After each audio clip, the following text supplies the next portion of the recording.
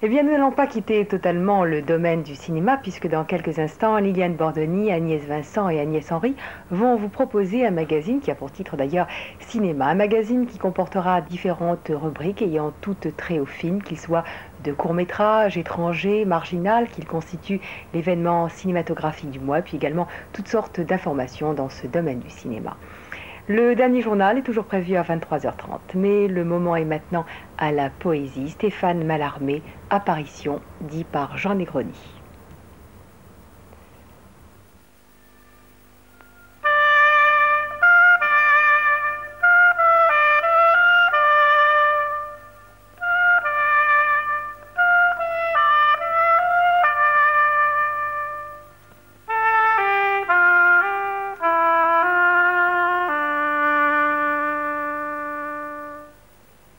La lune s'attristait. Des séraphins en pleurs, rêvant, l'archer au doigt, dans le calme des fleurs vaporeuses, tiraient de leurs mourantes violes de blancs sanglots glissant sur l'azur des corolles. C'était le jour béni de ton premier baiser. Ma songerie, aimant à me martyriser, s'enivrait savamment d'un parfum de tristesse que même sans regret et sans déboire laisse la cueilliaison d'un cœur au cœur qui l'accueillit. J'errais donc, l'œil rivé sur le pavé vieilli, quand avec du soleil aux cheveux, dans la rue et dans le soir tu m'es en riant apparu. Et j'ai cru voir la fée au chapeau de clarté qui, jadis, sur mes beaux sommeils d'enfant gâté, passait, laissant toujours de ses mains mal fermées neiger de blancs bouquets d'étoiles parfumées.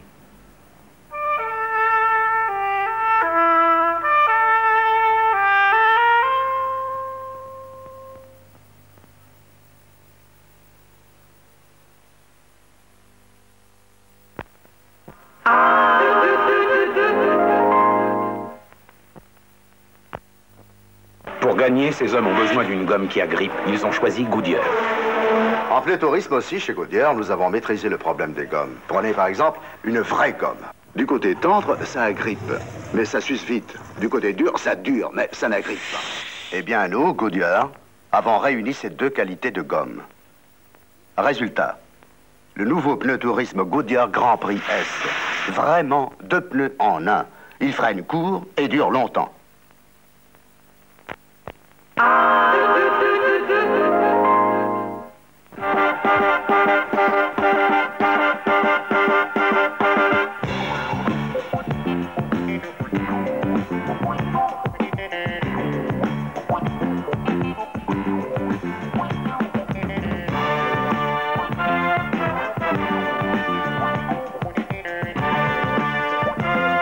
Liliane Bordoni, Agnès Henry, Agnès Vincent, avec la complicité de Georges Ferraro et Bernard Gesbert, vous propose Cinéma.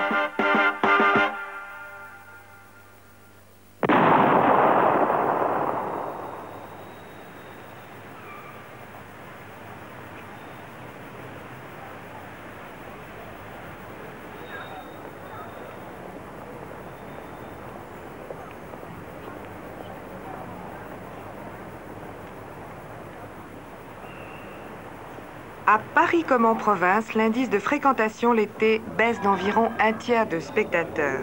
Belle occasion pour les distributeurs de reprogrammer des films qui peuvent encore attirer la foule.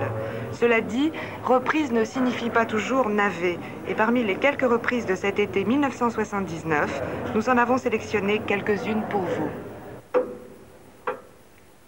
Tout d'abord, La maison du docteur Edwards, avec Ingrid Bergman, un film que réalisa en 1945 Alfred Hitchcock, avec également Gregory Peck, un admirable mélodrame à base de crime.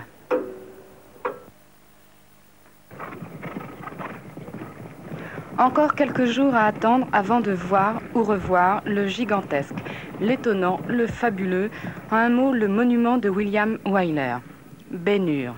avec bien entendu dans la distribution prestigieuse Charlton Heston et Stephen Boyd. C'est en 1976 que Mel Brooks, un des plus grands comiques américains, réalisa ce film où l'intrigue n'est prétexte qu'à des gags plus désopilants les uns que les autres. La dernière folie de Mel Brooks, avec bien sûr Mel Brooks en tête d'affiche. Un film pour pleurer de rire. Pour la première fois sur grand écran au Kino Panorama, réunis par Howard Hawks, Jane Russell et Marilyn Monroe dans Les hommes préfèrent les blondes. Un choix difficile à faire, mais à vous de juger. No, sirree. By George, no doubt about it at all. Miss Lee, meet Peggy. Delighted. You did say diamonds, I can tell. L'été fait également fleurir les festivals cinématographiques. Trop nombreux pour être tous cités, nous en avons choisi 3. Pas de festival sans grands westerns. Ceux de Sergio Leone, à l'affiche, Il était une fois la Révolution, Pour quelques dollars de plus, et Le Bon, la Brute et Le Truand. Au cinéma Le Rat de Lag, un festival Luchino Visconti. 7 films, de Senso à l'innocent, en passant bien sûr par Rocco et ses frères. Et au 14 juillet Parnasse, on redécouvre Wim Wenders avec 4 films projetés en alternance. L'événement cinématographique de ce mois de juillet, c'est peut-être la reprise d'un film qui, il y a 6 ans déjà, avait battu en France des records de recettes en totalisant 2 millions d'entrées. En le remettant à l'affiche cet été, à Paris et en province, le distributeur espère que près d'un demi-million de spectateurs vont venir voir ou revoir Le Parrain de Francis Ford Coppola. Crois-tu en Jésus-Christ, son Fils unique, notre Seigneur? Je crois. Crois-tu au Saint-Esprit, en la Sainte Église catholique? Je crois. Pater noster qui es in cieli sanctificetur nomen tuum, adveniat regnum tuum, fiat voluntas tua sicut in cielo et in terra. Panem nostrum quotidianum da nobis hodie, et dimitte nobis debita nostra, sicut et nos dimittimus debitoribus nostris, et ne nos inducas in tentationem, sed libera nos a malo. Amen. Michael, ingredere in templum Dei, ut habeas parte. C'est un film très agréable à voir, la mise en scène est excellente. Et si vous voulez, il y a une petite émotion quand même à revoir le film. On espère les deux publics, ceux qui revoient le film et ceux qui ne l'ont jamais vu, la tranche des jeunes spectateurs. C'est pour cela qu'en principe, ce sont des films à grand spectacle. En reprogrammant Le Parrain, est-ce que vous n'espérez pas avant tout un complément de recettes? Absolument, bien sûr. Bien sûr. Non seulement c'est un complément de recettes, mais c'est en plus un complément de recettes sans que nous ayons vraiment engagé de frais, puisque les films, les copies existent, le doublage, le sous-titrage, le travail est fait, et les films sont presque prévendus puisqu'ils sont connus déjà. Est-ce que vous trouvez normal de payer le même prix pour une reprise que pour un film en exclusivité? C'est normal si on considère que c'est bien projeté, comme dans ce cinéma, que la salle est intéressante, la projection est bonne. C'est pas normal quand il s'agit de voir ça sur un timbre-poste et dans une salle dégueulasse. Bon, je crois qu'il faut un prix de place et laisser quand même au public le soin de décider s'ils veulent payer tant pour voir le film. C'est une question d'offre et de demande, mais je ne crois pas que ce serait à nous, distributeurs, de baisser le prix des places par rapport à une reprise. Ça deviendrait très difficile si c'était le cas. Michael Francis Vizzi, renonces-tu à Satan?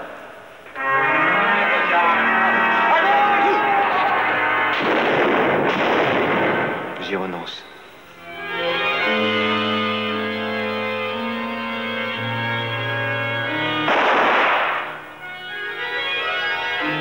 Et à 16 heures.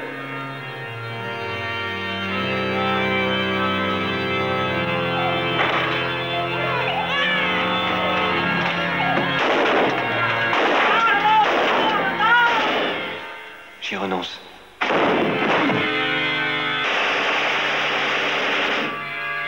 Et à ses pompes. J'y renonce.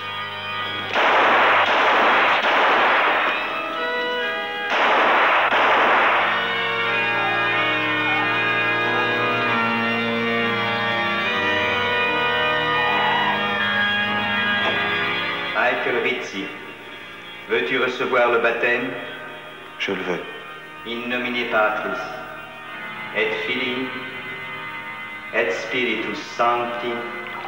Michael Rizzi, va en paix et que le Seigneur soit avec toi. Amen. Et certains films sont plus demandés que d'autres. Parrain est un des films très demandés.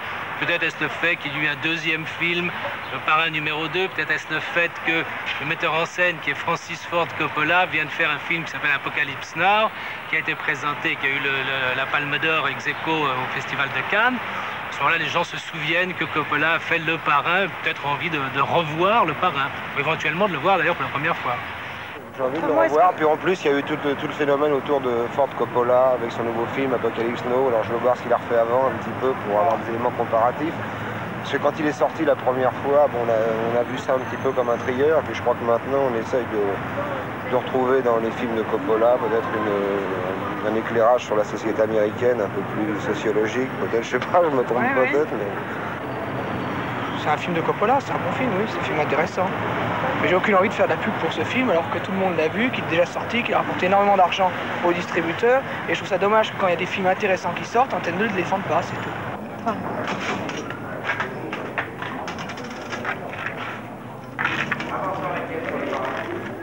Deux places pour le parrain.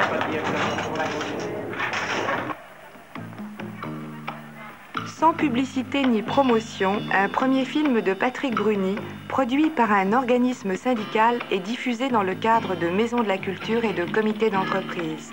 La ville à prendre, c'est le titre de ce film qui fait naître de nombreux débats carrefour et suscite les passions. Il est quelquefois difficile de distinguer le débat du film lui-même. Il n'y a pas une réalité du film où il n'y ait pas un contre-pouvoir. À Cergy, les intellectuels m'ont dit « Tu nous montres des fraises qui se peignent, c'est dérisoire ». Les gens se sont levés en me disant « Ton film ne nous apprend rien ». Mais d'abord, je n'avais pas la prétention d'apprendre. Je ne suis pas enseignant et je ne suis pas responsable politique ni syndical. J'apprends pas, je montre. Ces films-là font entrer, ailleurs qu'à Paris, dans les petits coins de province, des visions sur ce qu'est la vie concentrationnaire des villes modernes. Nous sommes dans une crise de civilisation. Il faut changer nos manières de produire, nos manières de consommer, nos manières de vivre. Vivre, enfin.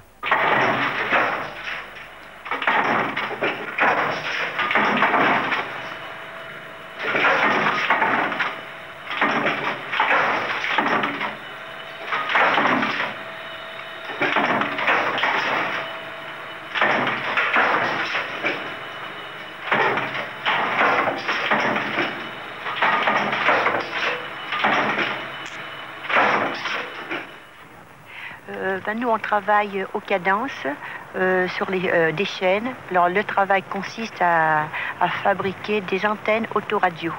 Alors, bon, énormément de cadences, des postes très durs. Oh, ben moi, quand j'ai commencé, j'avais les mains en sang. Eh bien, pour faire mon travail, il a tout de même fallu que je pense mes mains. Il a fallu que je fasse quand même mon rendement. En fin de journée, il fallait que je fasse ma quantité. Est-ce que vous considérez votre film comme un film de cinéma marginal, de cinéma d'intervention? C'est une question que je comprends mal. Je ne sais pas s'il y a différents types de cinéma. Il y a une image qui parle, qui dit des choses.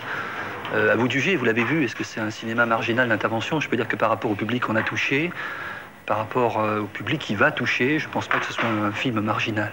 En tous les cas, on s'en est défendu dès la conception. Ce film est tourné vers l'extérieur pour poser un thème de réflexion qui, je crois, nous concerne tous, qui est notre vie dans la ville.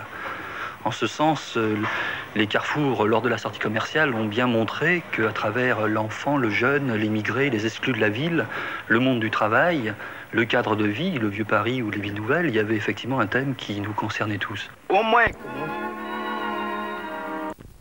Parce que mon père et ma mère qui m'ont mis au monde, ils sont au Mali actuellement. Si je meurs aujourd'hui, qu'est-ce qui apprend le premier que je suis mort? Police ou mes parents, c'est la police, c'est mon voisin.